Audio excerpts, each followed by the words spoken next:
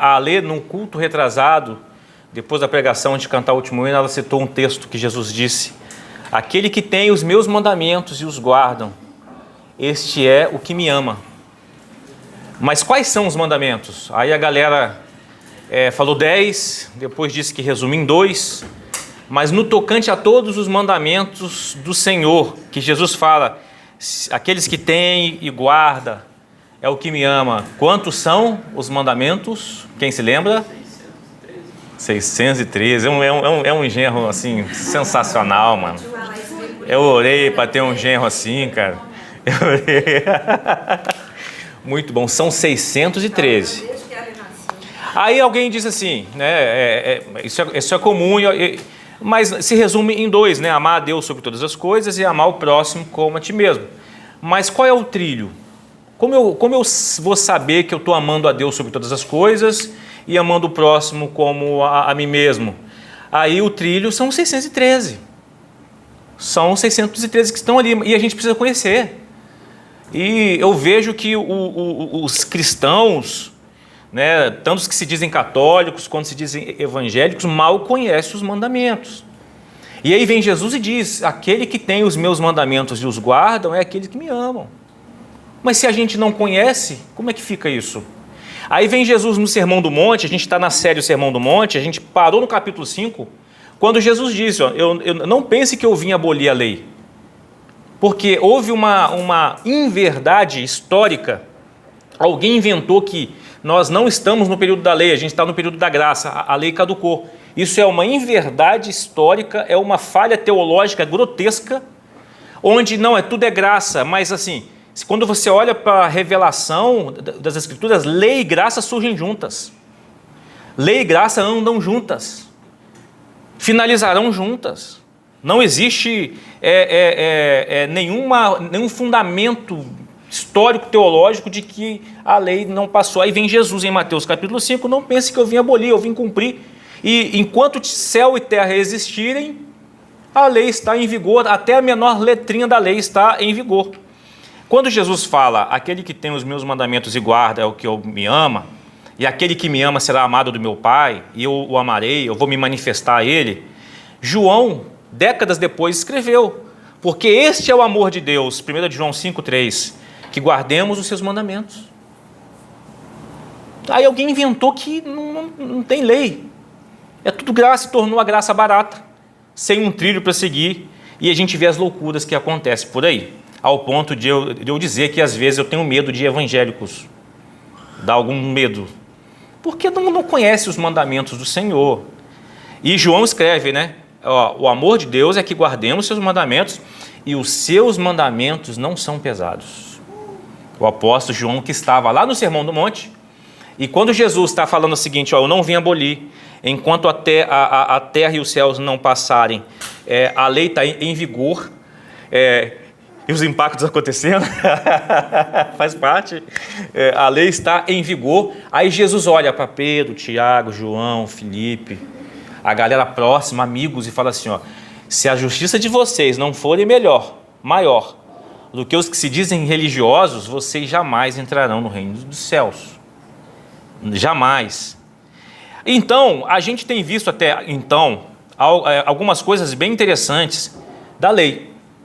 Quando a lei fala de escravidão, não é que ela está dizendo que pessoas têm que ser escravas, ela está corrigindo distorções de como as pessoas trabalhavam para os seus senhores, trazendo humanização de relacionamentos entre senhores da terra e pessoas que faziam um trabalho braçal.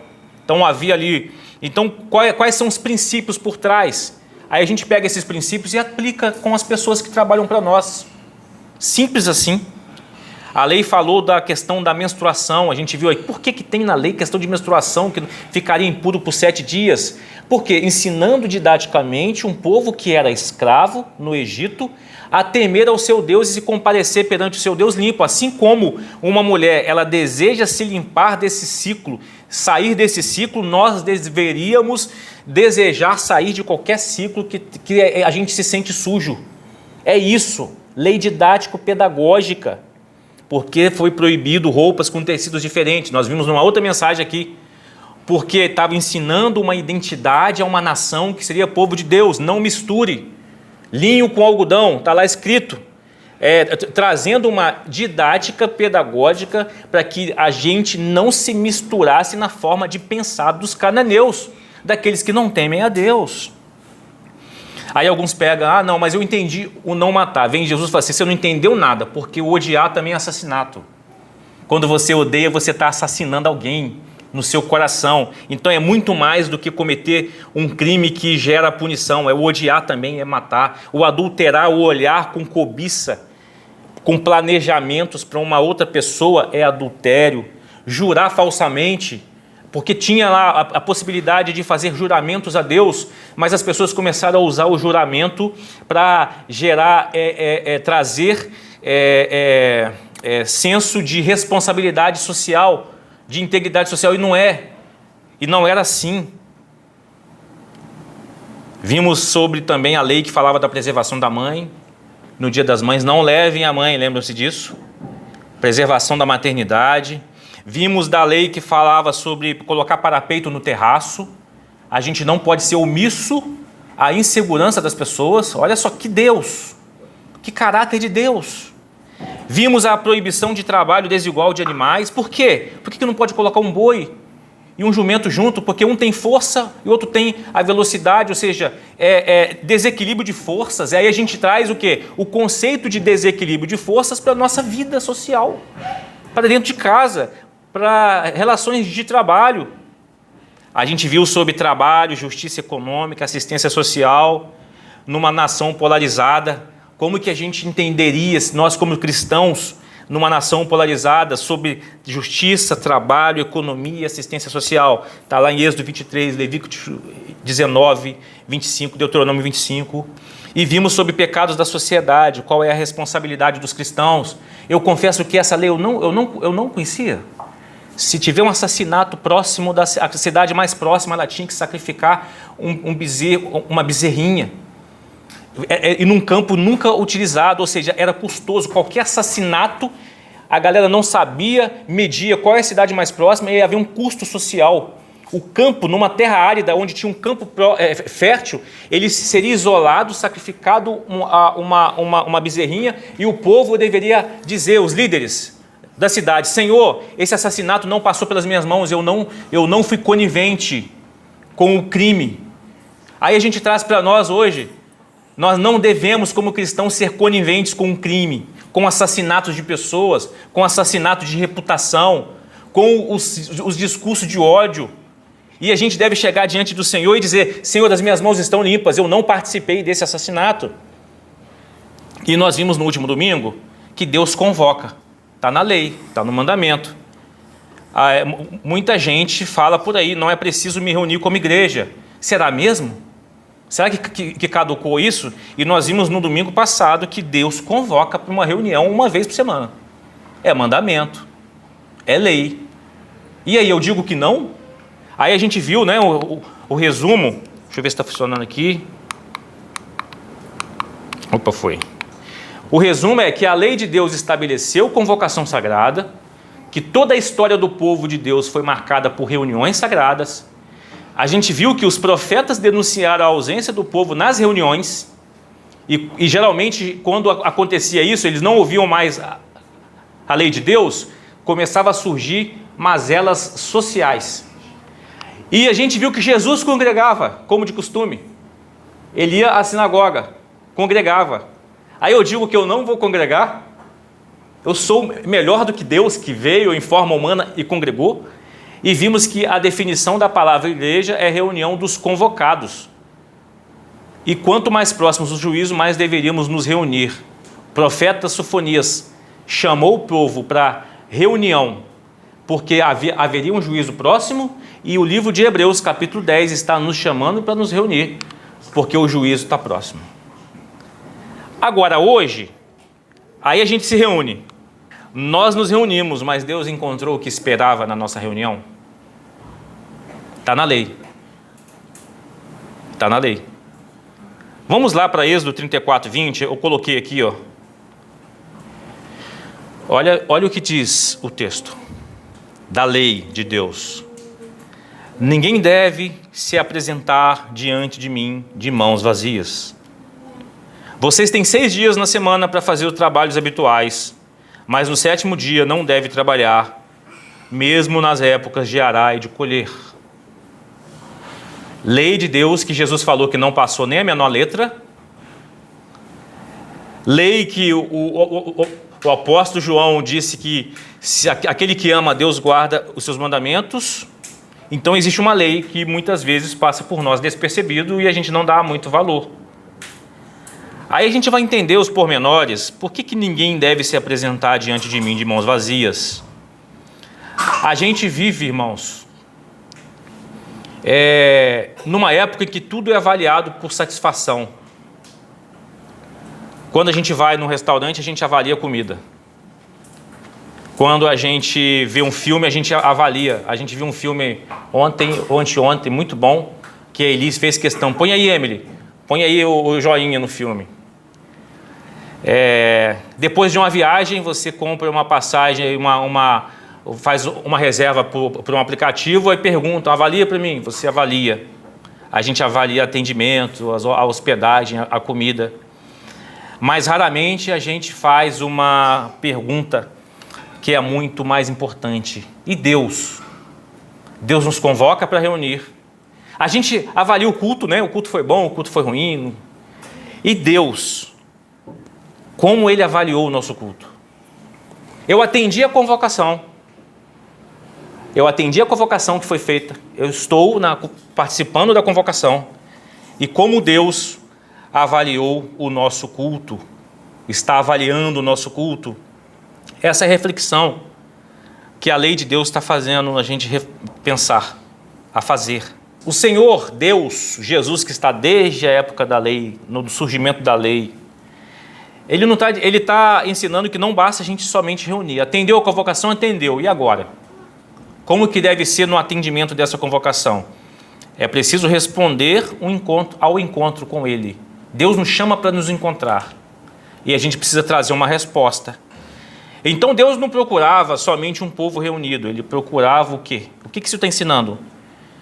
Ninguém deve se apresentar diante de mim de mãos vazias. Mas o texto do hebraico, o melhor texto é: ninguém deve se apresentar vazio diante de mim. Ele procura um povo transformado. Um povo que está entendendo a convocação, está entendendo o porquê e como deve chegar diante da convocação.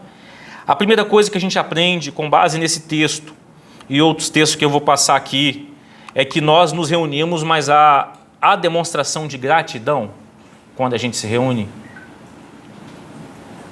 Israel, além das reuniões semanais, tinha as 3 grandes festas nacionais, as pessoas viajavam, as pessoas cantavam, Israel celebrava. Israel tem uma particularidade muito interessante de celebrar, de cantar, de dançar, inclusive utilizando notas menores. Encontrava seus familiares e Deus disse, não venham com as mãos vazias. Será que Deus estava precisando dos animais, dos cereais apresentados, das bebidas?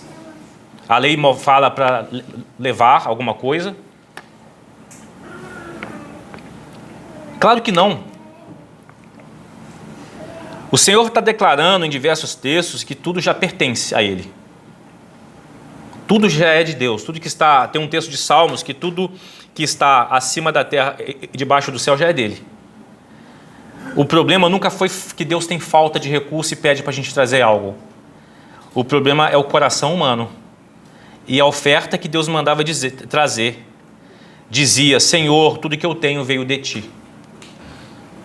É isso que Deus está ensinando para o coração humano.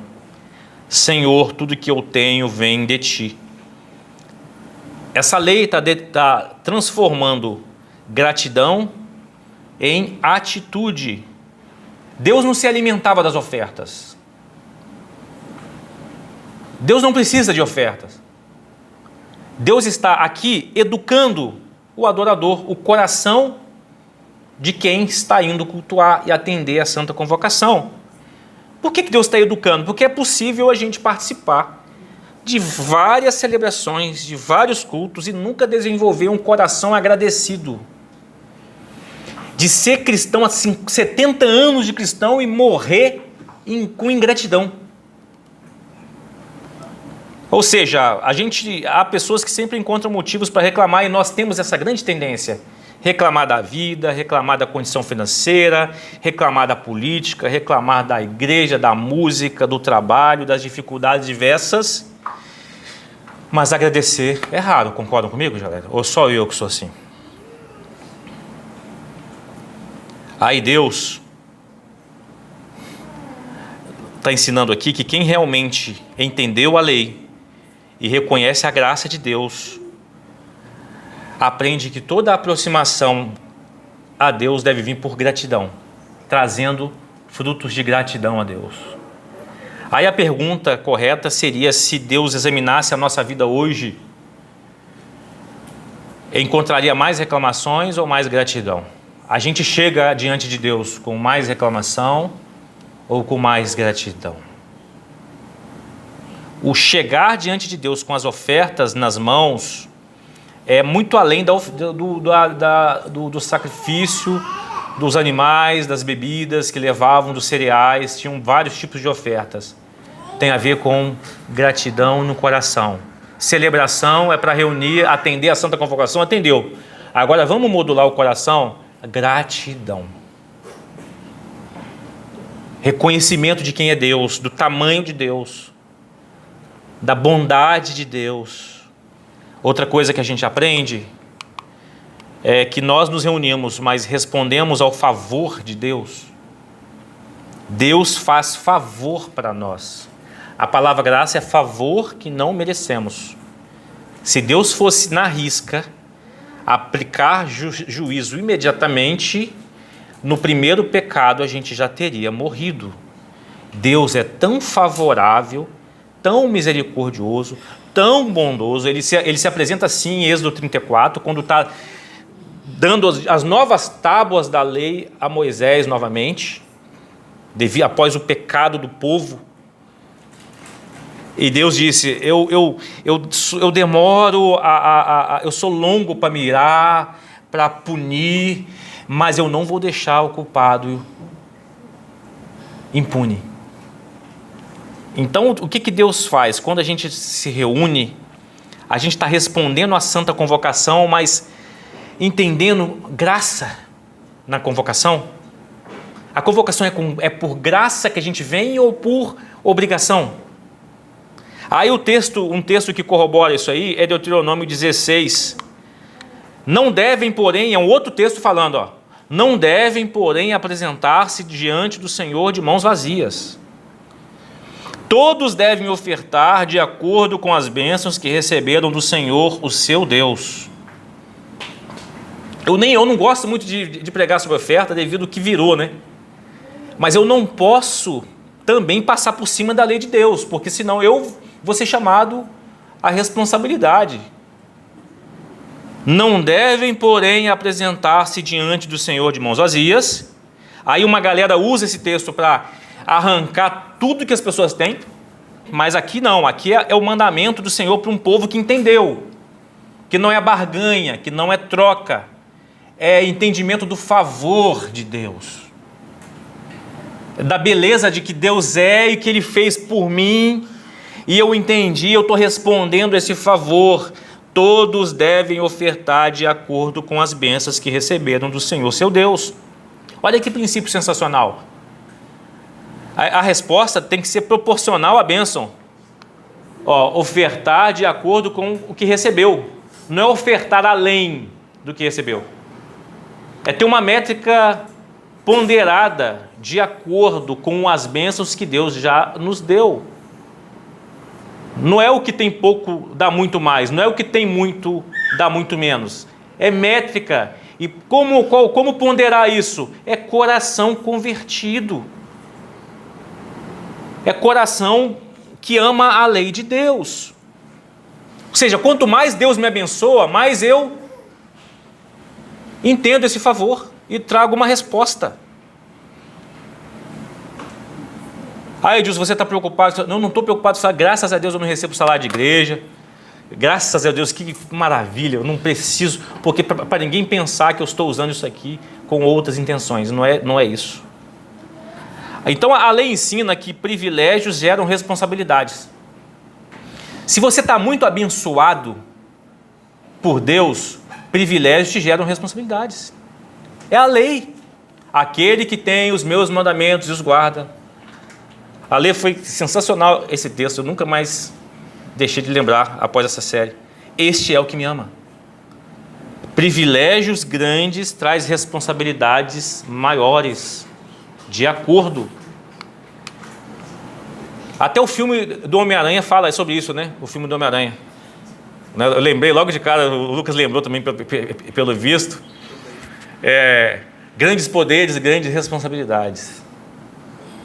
Aí a gente vive numa cultura, irmãos, que geralmente é o contrário, né? Quanto mais eu tenho, mais eu quero receber. Não é assim? Quanto mais eu tenho, mais eu quero receber. Aí vem o teólogo Christopher Wright, um anglicano, ele diz: a lei nunca separa bênção de responsabilidade.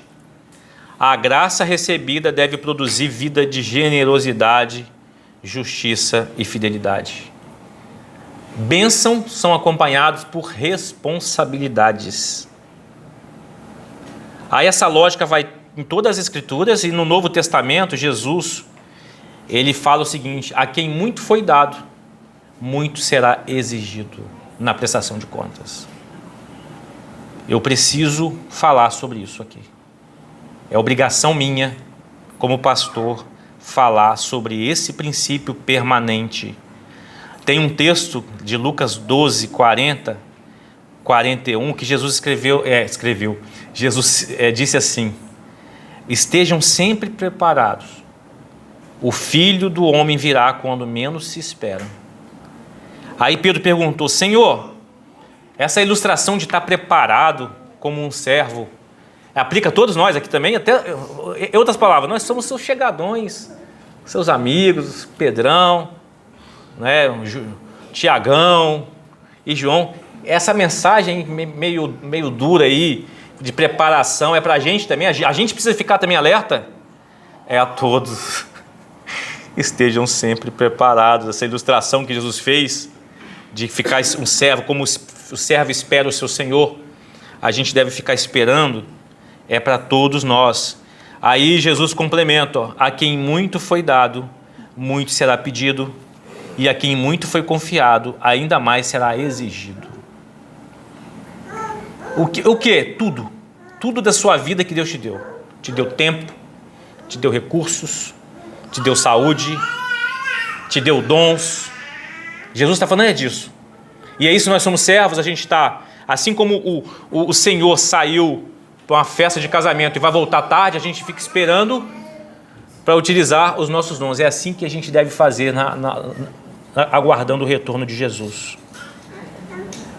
Grandes bênçãos de Deus, grandes responsabilidades.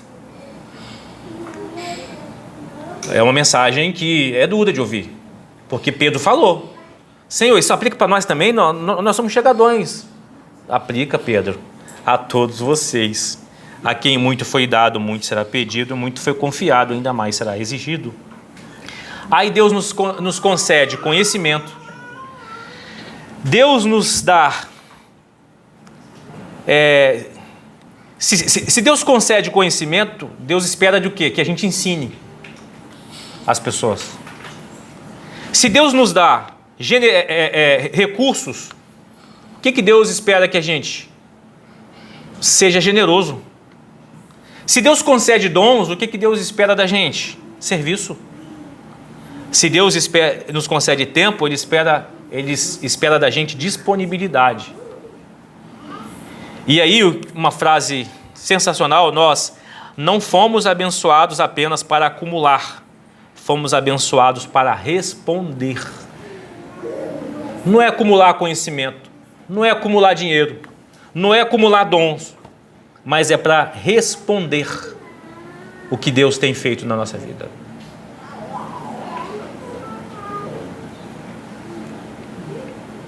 Não é só para acumular conforto. Não é só para acumular conforto. Alguma pergunta sobre isso, irmão? Está difícil? Está claro? Estou falando difícil? A quem muito foi dado, muito será pedido. E a quem muito foi confiado, ainda mais será exigido. Está falando de todas as áreas vertentes da nossa vida. Dons, recursos financeiros, responsabilidades, missões, serviço. Aí Pedrão, Wagner, você tinha dado uma saidinha, Pedrão falou: Senhor, isso aplica para nós também? Nós somos seus amigos, chegadão perto, aplica para todo mundo. Eu amo as perguntas do Pedrão. Novo. E aqui a gente tem aprendido que a lei, Jesus disse que enquanto céu e terra existirem, a lei continua viva. Nem a menor letra deixou. E a gente pega os princípios da lei. Então, continuando, nós nos reunimos, mas apresentamos o resultado da lei em nós. Quando o texto diz: ninguém chegue na minha face de mãos vazias. Qual é o resultado que a lei gerou? A lei foi dada, a santa convocação é feita para uma vez por semana. Trabalha 6, eu só quero um de vocês. A intenção pedagógica da lei não era arrecadar recursos somente.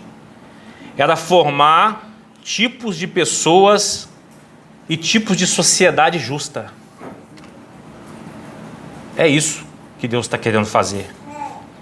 Quando em Êxodo 34:20, ninguém aparecerá vazio, eu estou usando a corrigida e fiel aqui, a tradução, ninguém aparecerá vazio, é aparecer vazio, sem demonstrar dentro de si que absorveu a minha lei, que guardou a minha lei, que entendeu o princípio da minha lei.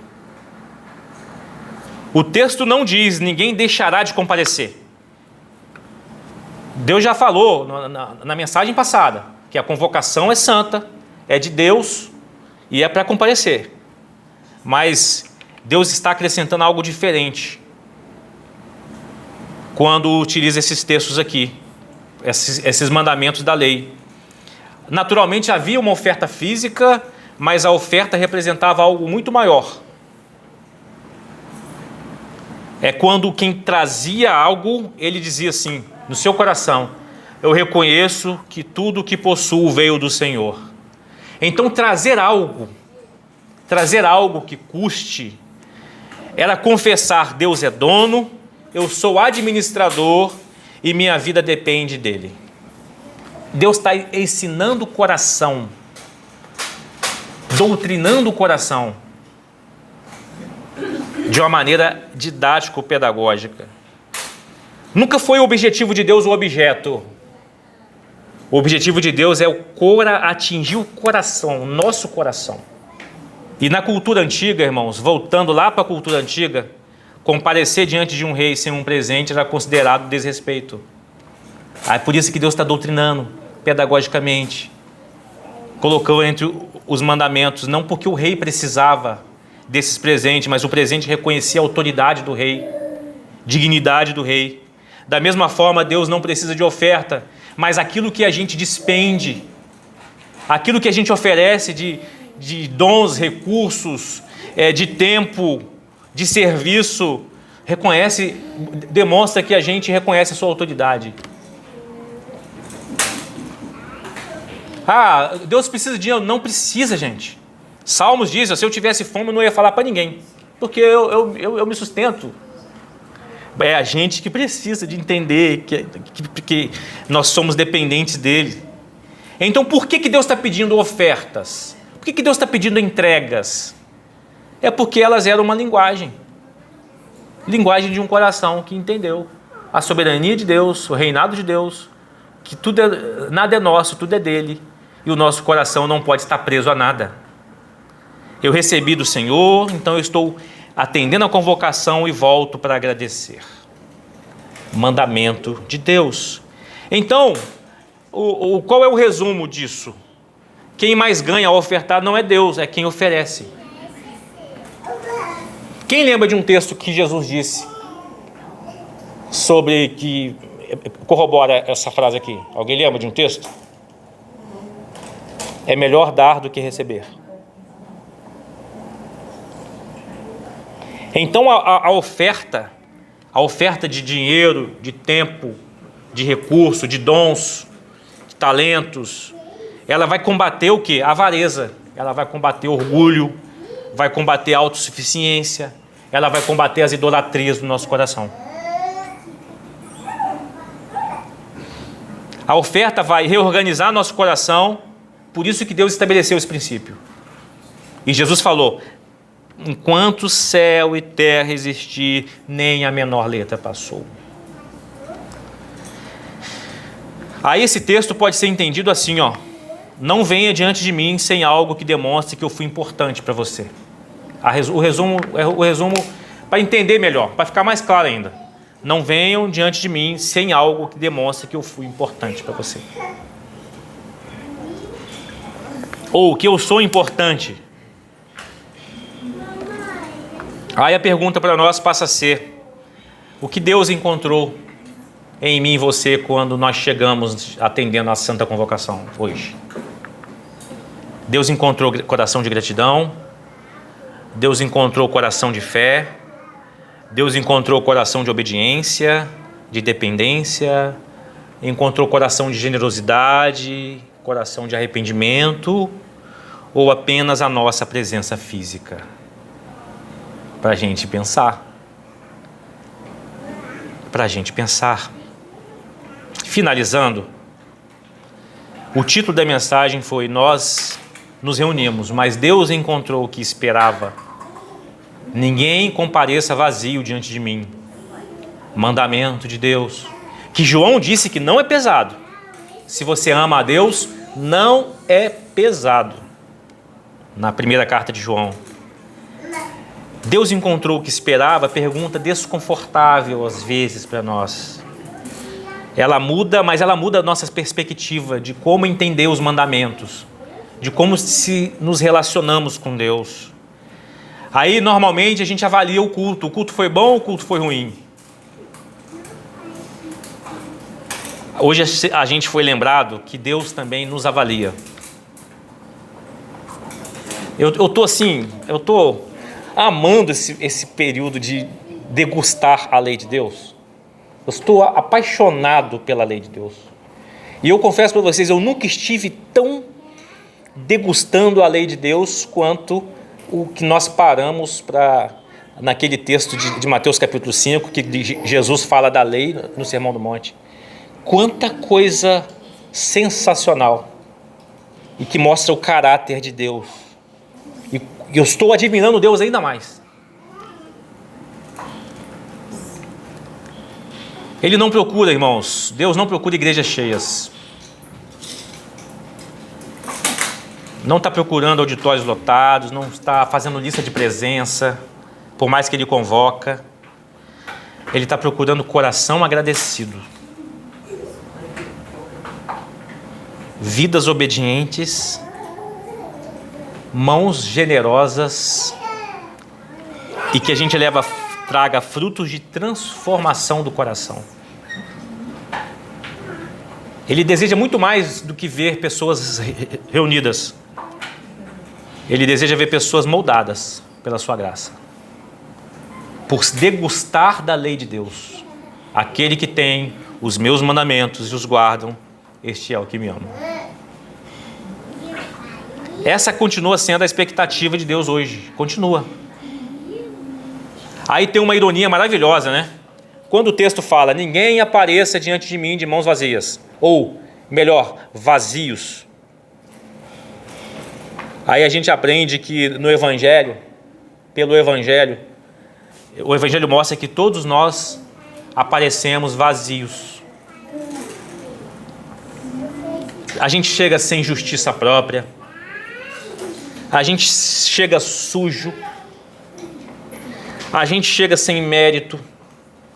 A gente chega sem santidade suficiente. Aí Cristo comparece diante do Pai e se oferece como oferta perfeita. E por causa da oferta perfeita de Jesus, olha que texto: é impossível que sangue de touros e bodes remova pecados. Por isso, quando Cristo veio ao mundo, disse: não quiseste sacrifícios nem ofertas, contudo me deste um corpo para oferecer. Gente, já pensaram na profundidade disso aqui? Me deste um corpo para oferecer. E a gente fica poupando energia, né? Nos deste um corpo. Não te agradaste de holocausto nem de ofertas pelo pecado, ou seja, tudo foi temporário. Então eu disse: eu estou para fazer a tua vontade, ó Deus, como está escrito a meu respeito no livro. Gente, isso aqui nos fez reconciliados com o Pai.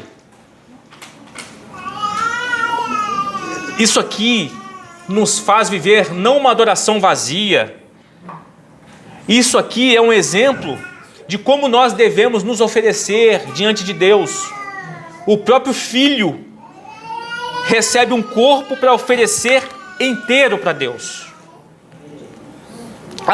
A gente não traz mais os animais, a gente não traz mais os cereais, mas a gente sempre deve trazer uma vida transformada. E uma vida transformada nos faz fazer algumas reflexões, que elas não caducaram, essas reflexões ainda são justas. Eu tenho comparecido aos cultos ou realmente eu só me apresento? Ou melhor, eu só venho para comparecer ao culto ou eu estou me apresentando de uma maneira que eu sei que eu estou sendo avaliado por Deus? Outra pergunta sincera que a gente deveria fazer para nós mesmos é: quando Deus observa a minha vida, Ele encontra apenas frequência religiosa ou Ele encontra frutos de transformação e frutos de entrega? Eu tenho oferecido ao Senhor apenas o que sobra, ou eu tenho oferecido tempo de qualidade, recursos de qualidade, coração de qualidade? Se Deus perguntasse para a gente hoje: o que você trouxe para mim?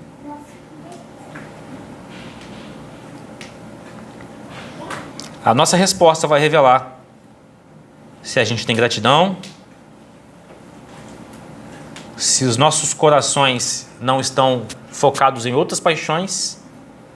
A nossa resposta vai dizer se a gente ama a Deus, se a gente confia no cuidado dEle e entendeu a sua generosidade. O que você trouxe para mim?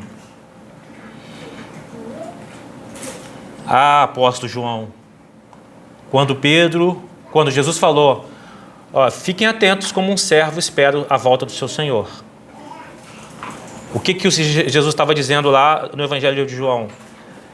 Cuida dos recursos que o Senhor colocou nas suas mãos,